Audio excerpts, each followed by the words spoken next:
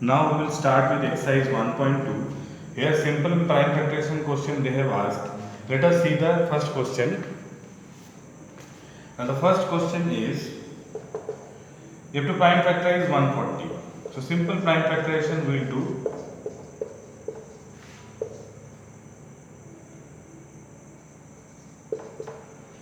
Okay, so 140 can be written as 2 into 2 into 5 into 7. That is 2 square we can write. 2 square into 5 into 7. Okay, so say this way we will do all the questions. 3825 the third one. 3825 divided by 5. 5 7 are 35. 3 5 6 are 30. 5 5 are 25. 5 1 are 5. 2 5 5 are 25. 5 3 are 15. 3 5 are 15. 3 1 are 3. And 3 this is 17. So 3825 is equal to 5 square into 3 square into 17. This is the answer. So likewise we will do all the questions. Now we have next question is on the rule HCF into LCM is equal to product of two numbers. So let us see that question.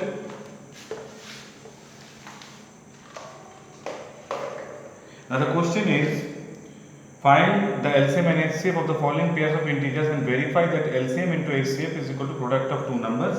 So here 26 and 91. So 26 we can do it by Euclid division lemma. I am doing it by prime factorization. I can write this as 13 into 2, and 91 I can write it as 13 into 7.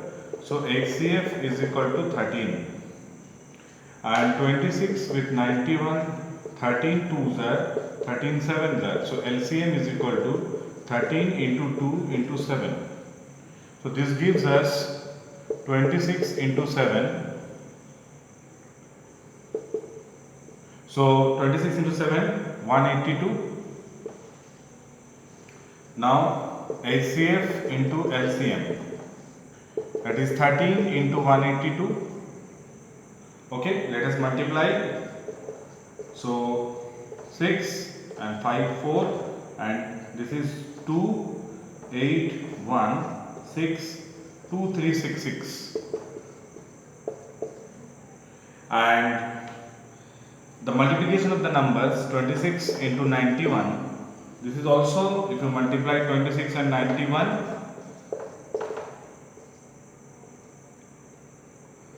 again you are getting 2366. So this is also 2366. So therefore we have verified that the product of the two numbers is equal to LCM into HCF. This way you will do all the other questions. Now third question, find the LCM and HCF of the following integers by applying the prime factorization method. So simply by prime factorization you have to find out the LCM and HCF. Say first question, 12, 15 and 21. So 12 is 2 square into 3, 15 is 3 into 5, 21 is 3 into 7. So HCF is equal to 3, and LCM we can find out directly, 15 and this is 21. So divided by 3. So simply we can multiply LCM 3, because all are co-prime numbers now. So 3 into 4 into 5 into 7. Okay. So this gives us 420. 4 3s are 12. 12 5s are 16. And this is 420. So this way you will find out the other questions. Now let us see question 4.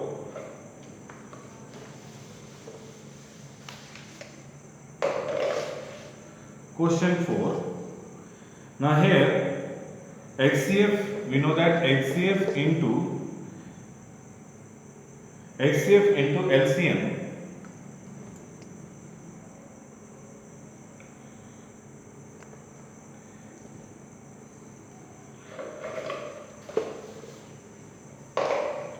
HCF into LCM is equal to product of two numbers.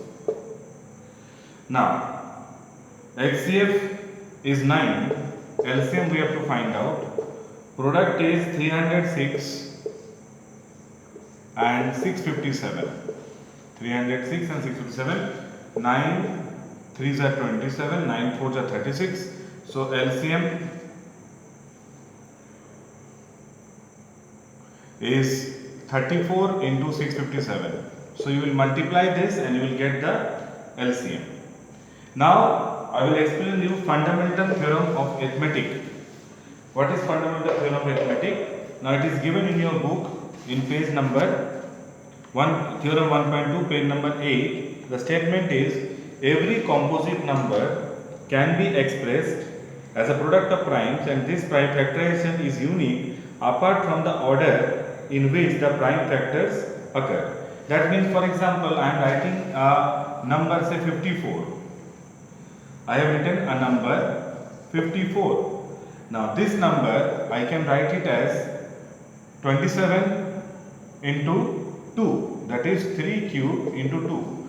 So this prime factorization is only possible for 54, not for any other number. Only one prime factorization possible for every composite number.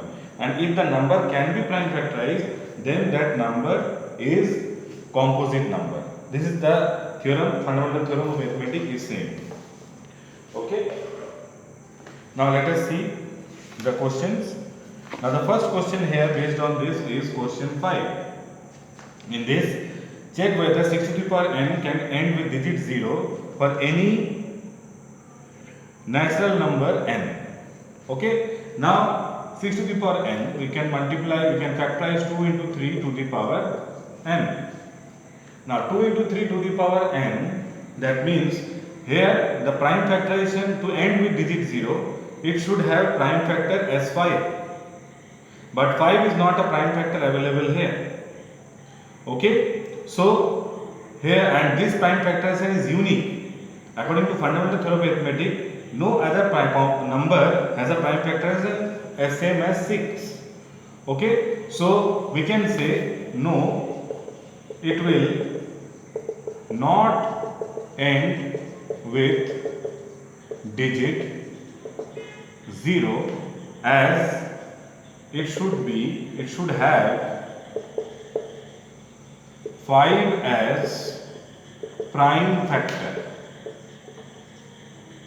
It should have 5 as prime factor, and here it is not there, so it will not, and this prime factorization is unique according to fundamental theorem of arithmetic. Okay. Now question 6. In question 6, explain why 7 into 11